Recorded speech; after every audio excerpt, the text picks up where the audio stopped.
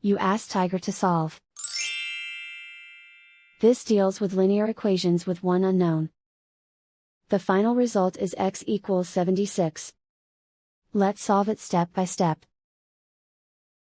Simplify the expression. Expand the parentheses.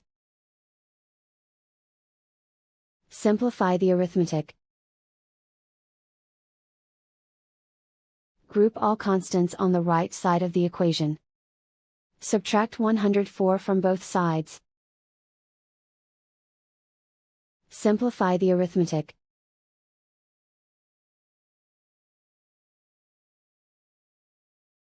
Isolate the x. Divide both sides by -4.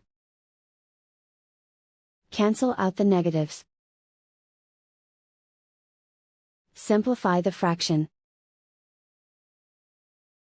Cancel out the negatives. Find the greatest common factor of the numerator and denominator. Factor out and cancel the greatest common factor. And so the final result is x equals 76.